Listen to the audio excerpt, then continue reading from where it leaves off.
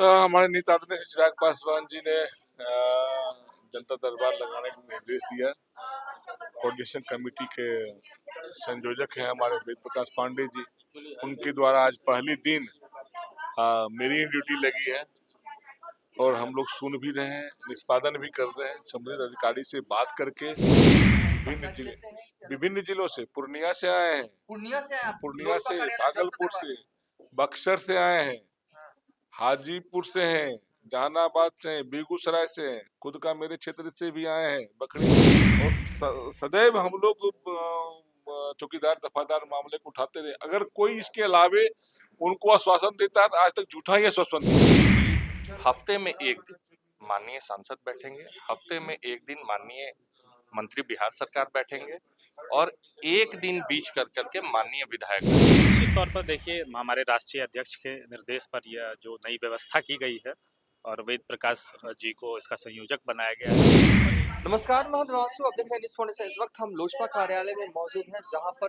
पहली बार जो है वो जनता दरबार जो है वो लगाया गया है और हर हफ्ते जो है इसी तरीके से लोजपा कार्यालय में जो है वो जनता दरबार जो है वो लगाया जाएगा। दरअसल चिराग पासवान ने वेद प्रकाश पांडे को अहम जिम्मेदारी दी। जिम्मेदारी ये कि विधायक और जो मंत्री बने हैं उनके बीच और सांसद हैं उनके बीच कोऑर्डिनेशन का काम किया जाए, और इन्होंने संयोजक बनते ही जो है वो सबसे पहला काम ये किया कि मंत्री की एक क्लास जो है जनता दरबार वाली क्लास वो है लोजपा कार्यालय में जो है वो लगा दी है। तो सबसे पहले मंत्री जी से बात करेंगे और वेद प्रकाश पांडे जी से तो हम बात करेंगे ही करेंगे। किस आज पहला दिन है लोजपा कार्यालय में जनता दरबार लगा है, किस तरह की समस्याएं जो है वो आ रही हैं और किस तरीके से आप लोग जो है वो समाधान जो है वो करेंगे? संजय जी, ये हम आपसे पूछ रहे हैं। हमारे नेता आदरणीय चिराग पासवान जी ने जनता दरबार लगाने का निर्देश दिया। कोऑर्डिनेशन कमेटी के संयोजक हैं हमारे वेद प्रकाश पांडे जी, उनके द्वारा आज पहली दिन मेरी ड्यूटी लगी है और हम लोग सुन भी रहे हैं, निष्पादन भी कर रहे हैं। संबंधित अधिकारी से बात करके त्वरित कार्रवाई करने का निर्देश भी दे रहे हैं कि भाई जो लंबित का जो है आपके पास आवेदन है, जनता की जो मांगे हैं, जनता ने हम पर भरोसा किया, मेरे नेता पर, मेरे पार्टी पर भरोसा किया है, तो हम आज इसलिए बैठे हैं कि सुनेंगे और फरियाद सुनकर अधिकारियों से बात कर उसका निष्पादन कराने का भी हम लोग निर्देश दे रहे हैं। तो कुल कितने लोग, क्योंकि अभी ये जनता दरबार चालू है, कुल कितने लोग जो है अभी तक आए हैं? हमको लगता है कि लगभग 100 की संख्या में फरियादी आए हैं। विभिन्न जिलों से, पूर्णिया से आए हैं, पूर्णिया से, भागलपुर से, बक्सर से आए हैं, हाजीपुर से हैं, जहानाबाद से हैं, बेगूसराय से हैं, खुद का मेरे क्षेत्र से भी आए हैं, बखरी से। ये कोई एक जगह का मामला नहीं है। हमको लगता है करीब 20-25 जिले से लोग आए हमारे यहाँ और हम सुनकर हम लोग बैठे हुए हैं। कार्यकारी अध्यक्ष जी भी बैठे हुए हैं, ये भी खुद भी बात कर रहे हैं और हमारे जो हैं सचिव उनके द्वारा भी बात किया जा रहा है। तो हम लोग इस पर कार्रवाई करने का निर्देश दे रहे हैं। मुझे लगता है कि ज्यादातर थानों वाले मामले आ रहे हैं, पारिवारिक आ रहे हैं, या जमीन वाले मामले ज्यादा आ रहे हैं? जमीन का ज्यादा मामला है, थाने का मामला है, अनुकंपा के आधार पर चौकीदार दफादार वाला मामला है। इन सारे मामलों को हम लोग खुद भी बात कर रहे हैं और पत्र के माध्यम से भी अधिकारी को निर्देशित करेंगे। देखिए, संभवतः अशरफ अंसारी जो बगल में है वो संभवतः किसी को फोन भी लगा रहे हैं, ज्ञापन भी है। एक आखिरी सवाल होगा, बीते हमने देखा कि आप बिहार के डिप्टी सीएम सम्राट चौधरी से मिलते हैं, ज्ञापन देते हैं, उस ज्ञापन पर क्या हुआ? आपको तो खुद ज्ञापन देना पड़ रहा है। बिल्कुल, देखिए इस मुद्दे को हमारे नेता श्रद्धेय रामविलास पासवान जी उठाते आ रहे हैं और आज आपको जानकारी में होगी कि इस मुद्दे को लेकर हमारे नेता श्री चिराग पासवान जी मुख्यमंत्री जी से मिले। जो ये अधिसूचना जारी की गई थी वैकेंसी का, हमारे नेता के मिलने के बाद मुख्यमंत्री जी ने उसके ऊपर रोक भी लगाया था। आज हम लोग मिले हैं, आदरणीय गृह मंत्री सम्राट चौधरी जी ने आश्वासन दिया है कि हम लोग इस पर कार्रवाई करेंगे और होगा भी। सरकार के हम लोग हिस्सा हैं और सदैव हम लोग चौकीदार दफादार मामले को उठाते रहे। अगर कोई इसके अलावे उनको आश्वासन देता है तो आज तक झूठा ही आश्वासन दिया है। चलिए जनता दरबार है, ज्यादा वक्त जो है हम नहीं लेंगे। संयोजक महोदय है बनाए गए, दिक्कत तो नहीं आ रही है? विधायक सांसदों सबको संभालने की जिम्मेदारी आप पर है, मान रहे हैं सांसद विधायक आपकी बात? देखिए, सब अपने ही परिवार के सदस्य हैं और मैं भी उसी परिवार का सदस्य हूँ और हम लोगों के बीच से ही कोई माननीय मंत्री बने हैं, कोई माननीय सांसद बने हैं, कोई माननीय विधायक बने हैं।